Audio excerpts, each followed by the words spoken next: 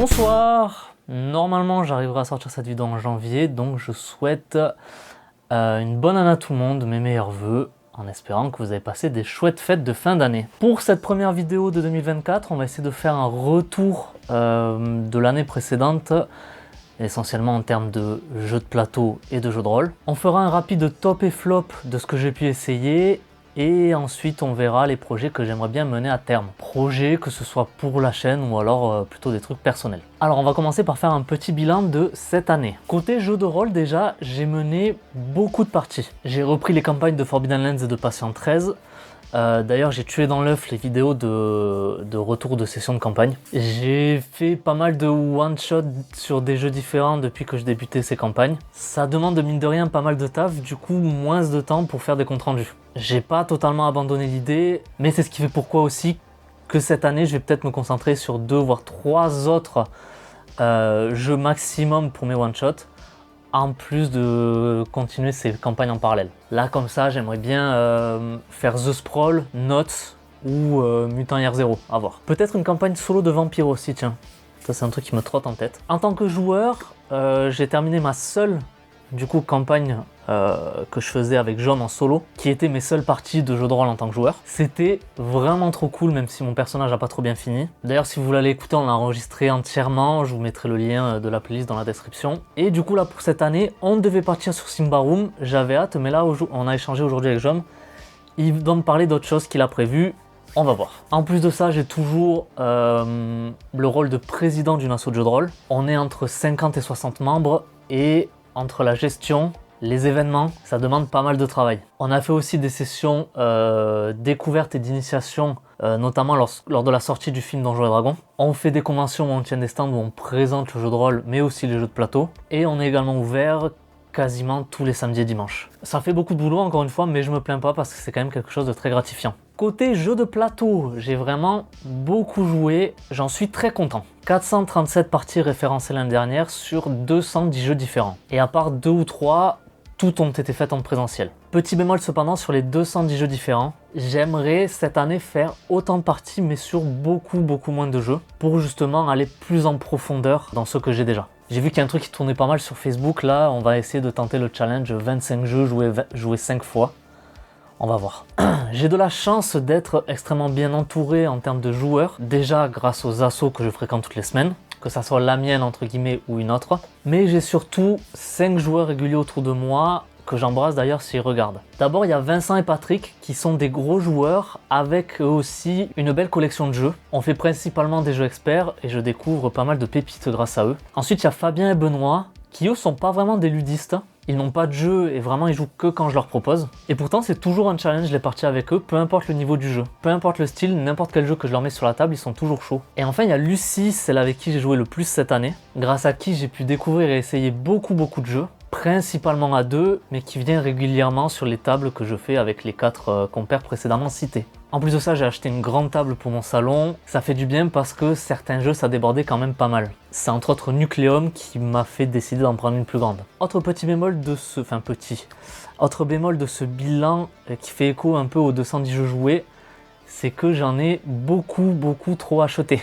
Donc petite résolution là pour la nouvelle année, changer ma consommation de jeux de société. Ah, et petit truc de fou par rapport à la chaîne, on m'a envoyé 2 jeux cette année. Un jeu de rôle en PDF, The Night Stalker, même si c'est pas trop mon genre de jeu ni d'univers, j'ai beaucoup apprécié le geste. On m'a aussi envoyé un jeu de cartes Kagoon, reçu tout récemment, que j'essaie bientôt. Donc encore merci si les gens qui m'ont envoyé ces jeux regardent. Merci beaucoup. Maintenant, je vais faire un rapide top et flop de cette année 2023. Pas forcément sur des trucs qui sont sortis cette année, mais que j'ai découvert. C'est peut-être, voire sûrement sorti avant pour certaines, mais mon expérience date vraiment de 2023. D'ailleurs, je vais élargir ça au-delà de simplement les catégories jeux de rôle et jeux de plateau. J'ai eu l'occasion de faire pas mal de jeux vidéo cette année et je vais en parler rapidement. Commençons par le jeu de rôle. En 3e place, Mutant Year Zero. Je sais pas pourquoi, alors que je suis fan de post-apocalyptique, ce jeu ne m'avait jamais attiré. Mais le fait de jouer à tous ces autres jeux motorisés par le Year Zero Engine, ça m'a donné envie de m'intéresser à la base. Et bordel, j'ai pas été déçu. J'adore vraiment l'univers et également toutes ses déclinaisons, à savoir Gen Lab Alpha et Mechatron qui sont sorties pour l'instant en VF. Elles sont vraiment excellentes et j'attends d'ailleurs la réception d'Elysium que j'ai précommandé. J'ai vraiment hâte, je conseille à beaucoup de gens de s'intéresser à Mutant Year Zero. En seconde place, le supplément Metapol pour The Sprawl.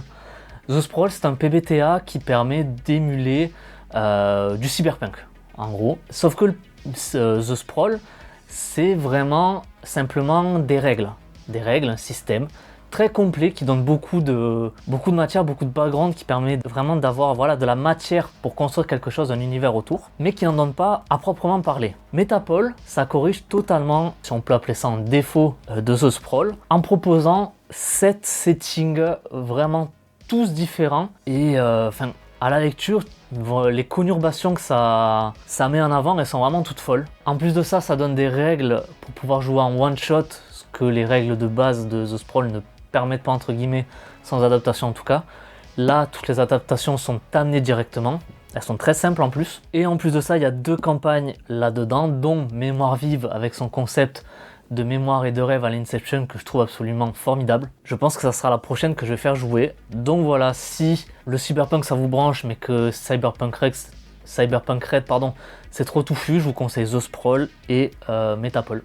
Et ma plus grande claque de cette année, c'est Things from the Flood, la suite de Tales from the Loop, suite dans laquelle on va jouer cette fois des ados avec tous les enjeux un peu plus matures que ça peut apporter. Il y a une ambiance un peu plus poisseuse avec ce cancer des machines qui va donner des monstruosités et à l'esthétique ultra cool, je trouve.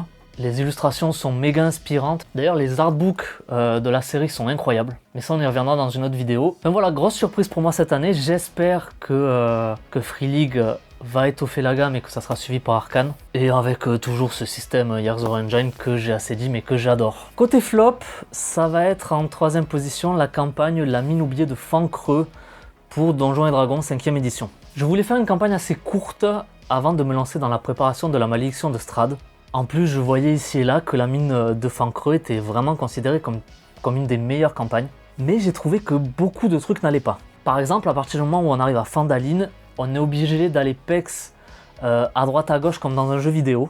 Sinon, on n'est pas assez puissant pour réaliser notre objectif principal, qui est d'aller chercher Gundren, qui a été enlevé par des gobelins et par l'araignée noire. Donc voilà, on le sait. Mais on va aller taper de l'orque, on va aller taper du monstre, histoire de passer des niveaux. Et je trouve que c'est le genre de choses qui me sort personnellement de l'aventure, même en tant que meneur de jeu. Autre chose de très bizarre aussi, c'est que donc l'araignée noire, c'est entre guillemets l'antagoniste principal. C'est ce qu'on se dit en tout cas à la lecture et au déroulement de la campagne. C'est quelqu'un dont on entend parler assez régulièrement.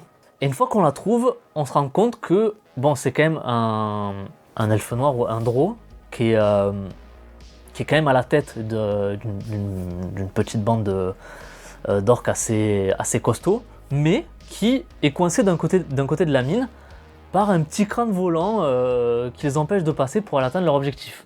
Du coup, on dirait, pour faire une comparaison, on dirait un soufflet qui retombe. T'arrives là, surtout que moi, mes joueurs, le crâne, ils l'ont plutôt bien géré, même si ça a failli mal finir, mais c'était quand même un affrontement assez cool, assez rigolo. Mais du coup, quand tu arrives sur l'araignée noire qui est coincée à cause de ce petit truc, voilà, enfin c'est un peu bizarre.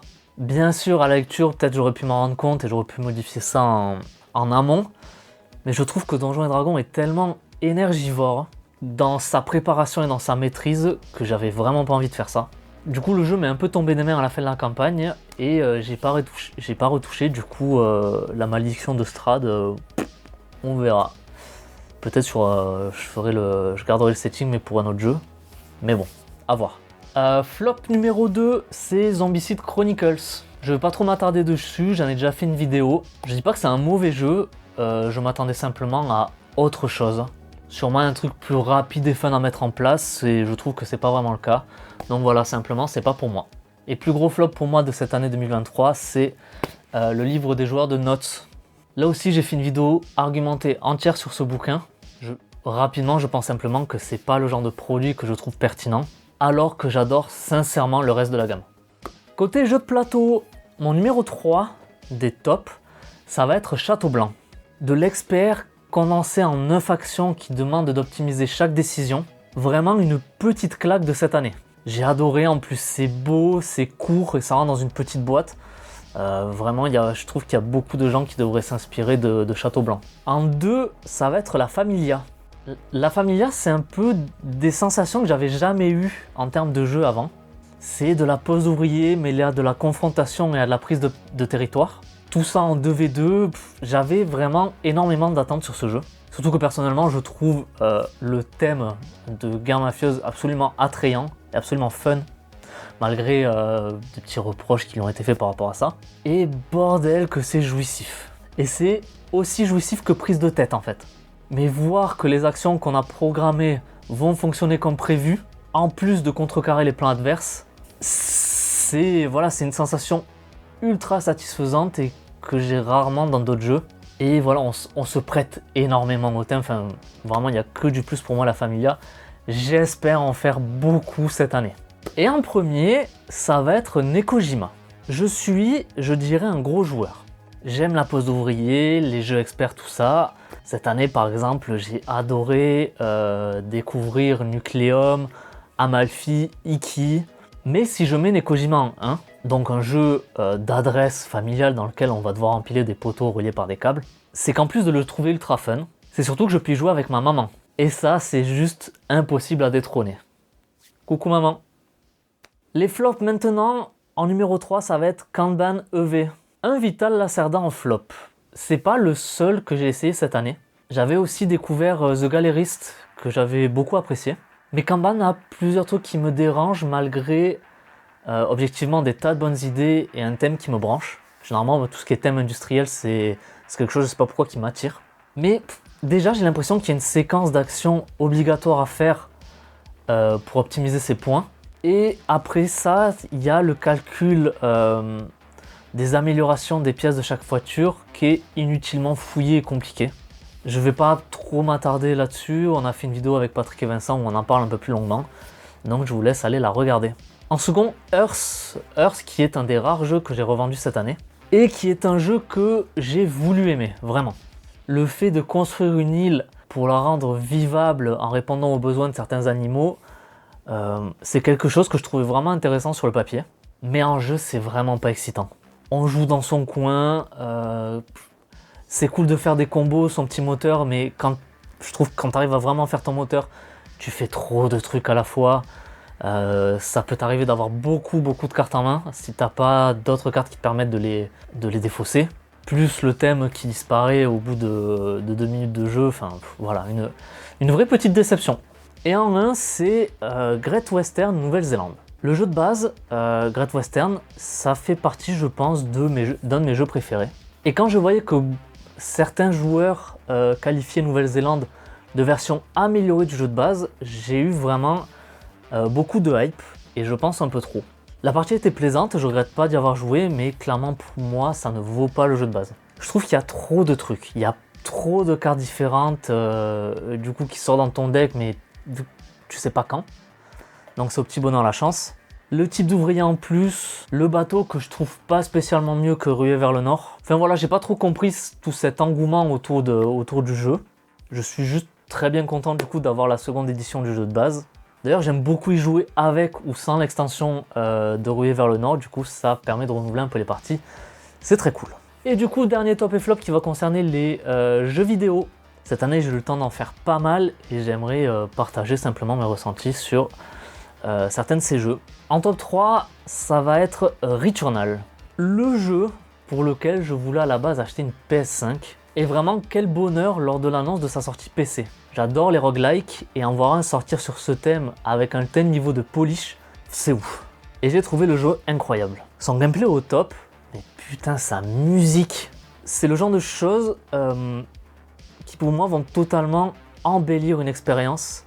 J'en ai déjà parlé par exemple avec lorsque les musiques sont bien choisies dans les parties de jeux de rôle. Mais pour ceux qui ont joué au jeu, la musique lors de l'ascension, lorsqu'on va au boss du monde 4, avec ses notes d'orgue, et lorsqu'on arrive au sommet, on le voit en train de pianoter, enfin c'est juste ouf. J'ai eu un vrai effet waouh.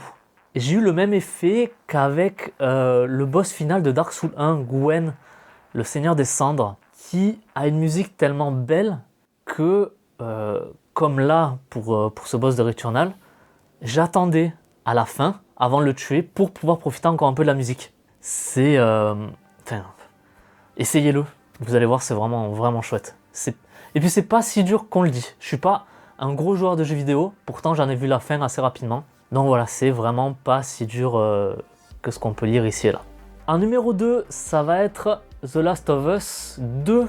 J'avais adoré le premier et j'ai mis un peu de temps à faire le deuxième et j'ai réussi à pas me faire spoiler les gros événements du jeu. Du coup, je vais pas trop rentrer dans les détails, mais encore une fois, là, quelle claque! Et ce twist au milieu du jeu et tout ce que ça va apporter, c'est autant ouf que c'est un peu dérangeant. Encore une fois, je vais pas trop en dire. Je vais juste vous laisser aller le faire si vous avez la chance d'avoir une PlayStation 4. Vous allez voir, c'est vraiment une chouette expérience. Par contre, c'est long. Et la fin, elle termine jamais. Il y a toujours encore des trucs, c'est incroyable. Et en premier, ça va être Outer Wilds. Le jeu qui m'a séché cette année. C'est un jeu que je savais qu'il était incroyable. J'ai donc réservé un week-end entier pour le faire. J'avais prévenu tout le monde, enfin que je sortais pas, que machin, que je répondais pas aux messages. J'avais pas prévu de partie de jeu de rôle ce week-end-là, les 2 week-ends d'ailleurs. Et j'ai fait que ça. Encore une fois, c'est un jeu qui s'apprend, mais on peut pas vraiment dire sans trop spoiler. En gros, c'est un jeu d'exploration de système solaire. Et où on incarne un personnage qui fait partie d'une petite équipe d'astronautes et qui est en quête d'informations sur une ancienne civilisation. Et puis au bout d'un moment, on va, en plus de rechercher des infos sur cette civilisation, on va essayer de comprendre pourquoi, quoi qu'on fasse, on meurt au bout de 22 minutes et surtout pourquoi on revient au début de l'aventure. Et il y a, vous savez, ces effets « oh putain » qu'on a parfois, et bien Outer Wilds c'est rempli de ça, vraiment. Quand on arrive à relier des pièces d'un puzzle de 2 infos qu'on a obtenues à des heures de jeu de décalage à des endroits différents, c'est extrêmement gratifiant. Et ce sentiment de satisfaction vient se mélanger à un sentiment de terreur et d'horreur pour moi, voire de vertige sur certaines planètes. Pour ceux qui ont joué au jeu, ils vont savoir de quoi je parle. Les autres, je ne vais rien vous en dire de plus. Je vais vous laisser le découvrir. Et certains l'ont déjà dit, ce jeu a un seul défaut, c'est que on peut le faire qu'une fois. Donc si vous voulez aller le faire, faites-le vous-même. Ne vous spoilez pas de solution ou quoi que ce soit. Cherchez. Et du coup, j'ai dit que j'avais passé 2 week-ends parce que le premier week-end, j'ai fait le jeu de base. Le second week-end, j'ai fait son DLC que j'aurais aussi pu mettre à top 1 et en top 2 de cette liste. Et bon, j'ai pas voulu abuser, mais voilà, le DLC, clairement, excellent. Voilà pour le top en termes de jeux vidéo. Et en flop, en numéro 3, on va un peu revenir en arrière, ça va être Mutant Year Zero Road to Eden. Petite douche froide, mine de rien, après la découverte du jeu de rôle. J'ai voulu me lancer dans le jeu vidéo, histoire de découvrir un peu plus l'univers par un autre prisme que la lecture du bouquin. Ça a l'air très cool, mais le problème c'est que le gameplay à l'XCOM, ça m'ennuie. Oh, ça m'ennuie terriblement. Du coup, ça m'est un peu tombé des mains après quelques heures de jeu. Je vais quand même essayer de m'y remettre. J'ai regardé, c'est pas très long pour finir l'aventure principale, donc je vais essayer de faire un petit effort. En 2, Subnautica. Alors, je vais commencer par dire que je suis un énorme fan de jeux d'horreur. J'aime, c'est con, mais j'aime avoir peur quand je sais que je suis bien installé dans mon siège, dans mon canapé, tout ça. Mais les fonds marins, ça me terrorise. C'est la même raison pour laquelle il y a sur certaines planètes d'Outer Wilds qui me font froid dans le dos. Mais pour vous donner une idée, j'ai flippé ma race sur Dredge, le petit jeu de pêche avec son petit bateau qui a une tête au premier abord tout mignon. Juste quand le bateau passe sur des fonds, on voit pas le sol sous l'eau. Ça me... c'est comme ça. Du coup, j'ai eu des sueurs froides à chaque session de Subnautica. Mais si j'ai été déçu et que je suis pas allé au bout, c'est que les jeux de craft, ça me saoule.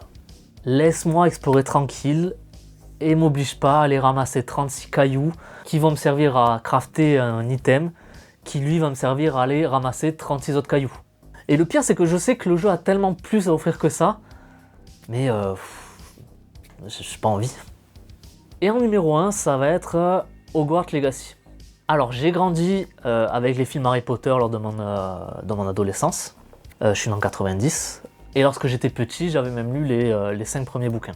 J'aime beaucoup, mais je suis pas non plus un ultra fan. Ouais, je suis pas un Potterhead. Je sais même pas dans quelle maison je suis, je m'en fiche.